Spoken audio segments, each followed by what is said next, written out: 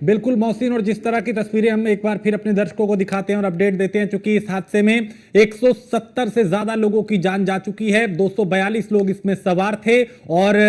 आंकड़ा जो है वो बढ़ रहा है। चूंकि जिस तरह का हादसा है वो ये बता रहा है कि बहुत विचलित करने वाली तस्वीरें हैं, बहुत डरावनी हैं। और ये हादसा भी, चूंकि दुनिया भर से अब इस पे प्रतिक्रियाएं भी आ रही हैं, चाहे वो ब्रिटेन के प्रधानमंत्री हों, अलग अलग देशों के राष्ट्र प्रमुख हों, और हमारे देश की अगर बात करें तो प्रधानमंत्री, गृह मंत्री, मुख्यमंत्री योगी आदित्यनाथ, और हर कोई इस हादसे को लेकर सकते में है, परेशान है, चिंतित है, प्रार्थनाएं लगातार की जा रही हैं। मोहसिन, अपडेट की अगर बात करें, संख्या चूंकि कुछ देर पहले 170 के आसपास बताई जा रही थी, क्या ये यहीं थम जाएगा या अब ये आंकड़ा भी और बढ़ सकता है?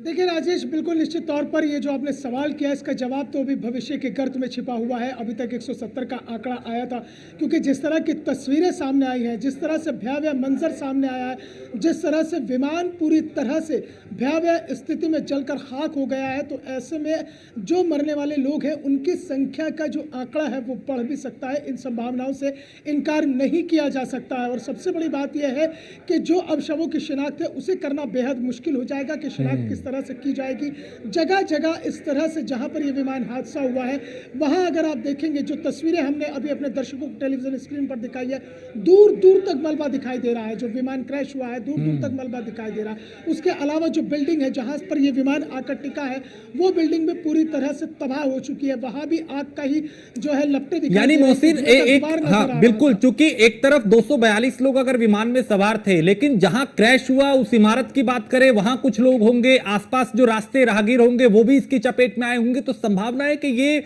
कुछ वो लोग जो इस विमान में नहीं थे, उनके अलावा भी इसमें हताहत हुए हैं। जी बिल्कुल राजेश, हो सकता है, क्योंकि जहां ये विमान जाकर टकराया है, जो इमारत है जिसके अंदर बताया जा रहा है कि एक डॉक्टर की बिल्डिंग थी, और वहां तकरीबन 50 से 60 लोग बताए जा रहे हैं। जो शुरुआती जानकारी निकलकर सामने आ रही है कि इस बिल्डिंग के भीतर 50 से 60 लोग मौजूद थे, और उसके अलावा सड़क पर भी जो है लोगों की आवाजाही लगातार चल रही थी। तो जिस तरह से, क्योंकि जब कोई भी प्लेन टेक ऑफ होता है तो टेक ऑफ होने के बाद उसकी ऊंचाई जो है वो इतनी ज़्यादा नहीं होती है कि वो ज़्यादा ऊंचाई पर चला जाए, तो वो ऊंचाई भी जो है ज़मीन से काफ़ी ऊपर नहीं थी। तो ऐसे में ये भी संभावनाएं हैं, और इन संभावनाओं से भी इनकार नहीं किया जा सकता है कि इस विमान के क्रैश होने के बाद जो बिल्डिंग थी, उस बिल्डिंग में जो लोग मौजूद थे, उसके अलावा सड़क पर जो आवाजाही चल रही थी, वो भी इसकी चपेट में आ सकते हैं, वो भी इसका शिकार हो सकते हैं। तो ये सब चीज़ें हैं जो धीरे धीरे, अभी पहले रेस्क्यू ऑपरेशन होगा। रेस्क्यू ऑपरेशन सबसे पहली प्राथमिकता है, जो लगातार एनडीआरएफ की टीम वहाँ पर पूरी तत्परता के साथ और पूरी तेज़ी के साथ जो है एनडीआरएफ की टीम रेस्क्यू ऑपरेशन करने में लगी है। तो सबसे पहली प्राथमिकता तो है कि रेस्क्यू ऑपरेशन को पूरा किया जाए। रेस्क्यू ऑपरेशन को पूरा करने के बाद में जो आसपास के लोग हैं, जो जहां पर यह हादसा हुआ है, उसके बाद में वहां पर तस्दीक हो कि आखिरकार इस हादसे में कहीं आसपास के लोग तो हताहत नहीं हुए हैं। तो कुल मिलाकर तस्वीर जो है अभी 24 घंटे बाद पूरी तरह से साफ होगी। और अगर यह आंकड़ा बढ़ता है तो निश्चित तौर पर राजेश, ये देश के लिए एक बहुत बड़ी दुख की घड़ी और देश के लिए एक बहुत बड़ा ये धक्का है, क्योंकि इससे बड़ा अभी तक के जो विमान हादसे अब से पहले हुए हैं, उसमें भी तकरीबन अगर मैं बात करूं 1996 में एक विमान हादसा हुआ था, जब चरखा दादरी और सऊदी का विमान जब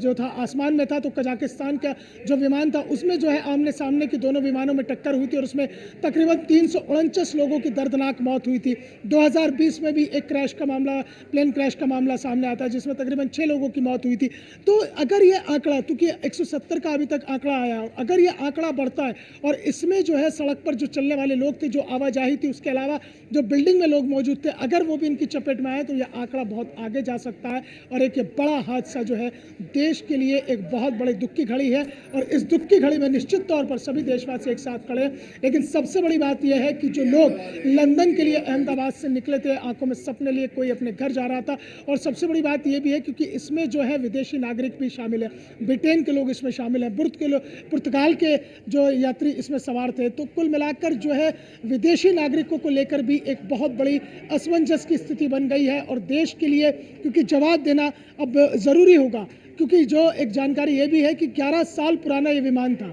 जो ये 787 बोइंग ड्रीम लाइनर विमान था, 11 साल पुराना था। तो क्या इसमें कोई तकनीकी खामी थी, क्या ईंधन की कोई वजह थी, तो वो तो सब चीज़ें जो है जांच के बाद ही साफ होंगी। लेकिन फिलहाल फौरी तौर पर सबसे पहले प्रशासन की जिम्मेदारी है कि वो रेस्क्यू ऑपरेशन के साथ जो लोग उसमें घायल हुए हैं, जो हताहत हुए हैं, उनको सबसे पहले प्राथमिक उपचार दिया जाए और उसके अलावा जो तमाम चीज़ें हैं रेस्क्यू ऑपरेशन की उनको पूरा किया जाए। बिल्कुल मोहसिन, और विजय रूपाणी को लेकर कोई जानकारी मिल पाई?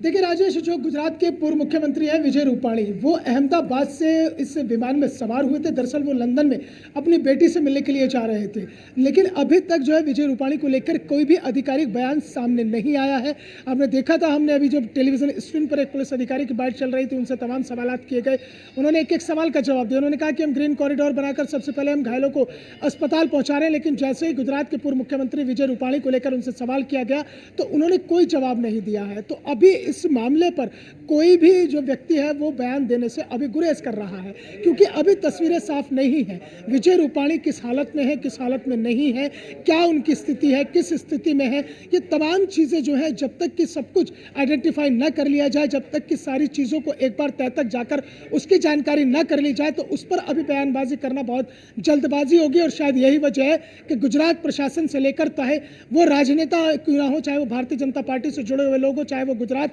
भारतीय जनता पार्टी से जुड़े हुए लोग हैं, चाहे वो गुजरात सरकार से जुड़े हुए लोग हो, अभी कोई भी इस पर बयानबाजी करने के लिए तैयार नहीं है, ना ही कोई बयान देने के लिए तैयार है कि गुजरात के पूर्व मुख्यमंत्री विजय रूपाणी किस स्थिति में है या किस स्थिति में नहीं है। राजेश।